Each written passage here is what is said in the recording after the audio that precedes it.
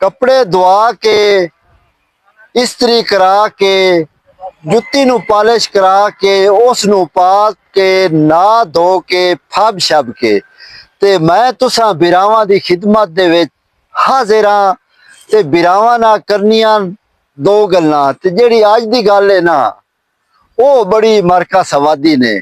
भई उम्मीद है भई तुसी मेरी इस गल नू ध्यान नाल सुनसो।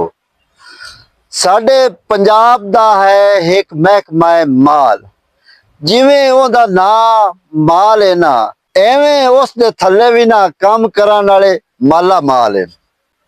तुसी पुछो बई माला माल किवें नो? इस महकमे दा जेड़ा वड्डा हथियार है ना, वो है पटवारी साहबान।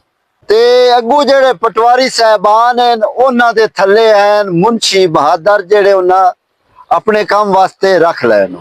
ते बिरावों एक गल सुनने चमदी पई है बई इस महकमे दे जेड़े पटवारी हैं ते उन्हां दे थल्ले जेड़े मुंशी हैं ना, उन्हां मुबैना तौर ते दिया लुट मार मचाई हुई है।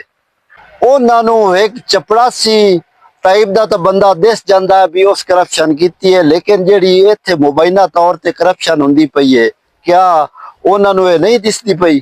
ते जेड़ा 1% या 2% दा मुबैना तौर ते ये खेड टुरी हुई है ना, महकमे माल दी रजिस्ट्रियां ते इंतकालां ते मोड़ो सानू लोग मुबैना तौर ते दसदे रहंदे ते असीं सुनदे रहंदे आ।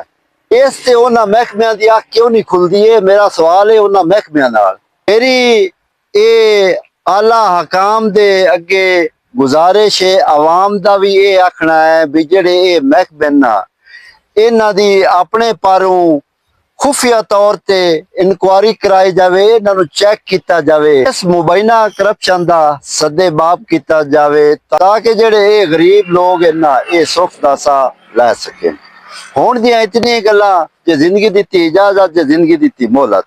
नवीं गल्लां दे नाल तुहाडी खिदमत विच दोबारा हाजिर होसां। अपने सज्जण अपने बेले अख्तस मेरे जो करूं दो इजाजत। अल्लाह बेली।